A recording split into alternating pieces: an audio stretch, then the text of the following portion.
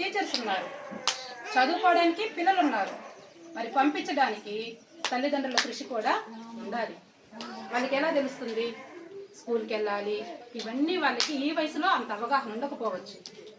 మన వంతు నిద్ర లేవగానే పిల్లలు ఏం చేయాలి, ఈరోజు మనకి ఏం పని ఉంది అని మనకు తెలుసు, ఏ పనికి వెళ్ళాలని మనకు తెలుసు. కానీ పిల్లలకి అంత అవగాహన ఉండకపోవచ్చు. మనకు ఆర్థిక పరిస్థితులన్నీ మెరుగుపడాలంటే ఏ వృత్తి చేసినా ఆర్థిక పరిస్థితి మెరుగుపడడానికి అవకాశం ఉండదు.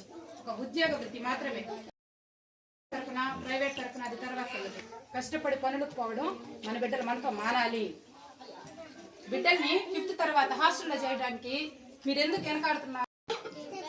ఎందుకు వచ్చారు ఇక్కడికి? ముందస్తు సంక్రాంతి సంబరాలు. ఇంతవరకు ముందుగా సంక్రాంతి ఎక్కడ స్టార్ట్ అయ్యి ఉండదు. మనకు ముందస్తు సంక్రాంతి సంబరాలు అంటే సోమవారం నుంచి మీకు పరీక్షలు స్టార్ట్ అవుతాయి కదా.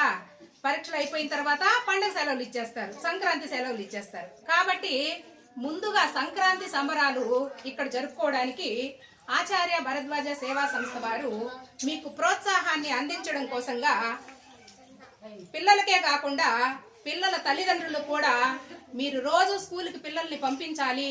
అలా పంపిస్తేనే, దయచేసి పంపించండి, అలా పంపిస్తేనే మీ బిడ్డల బంగారు భవిష్యత్తు బాగుంటుంది. ఆ పిల్లల భవిష్యత్తుని ముందుగా తీర్చిదిద్దాల్సింది తల్లిదండ్రులే. అన్నం కడుపు నింపుతుంది, చదువు మన బ్రతుకుని నింపుతుంది. అన్నం తినేస్తే కడుపు నిండిపోతుంది, తినకుండా ఎవరైనా ఉండగలమా? మరి అది తిన్నప్పుడు బడికి పంపించాలి కదా.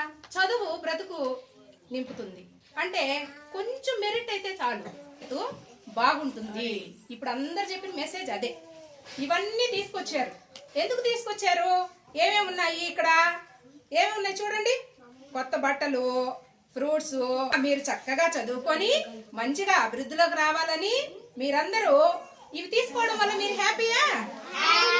హ్యాపీ.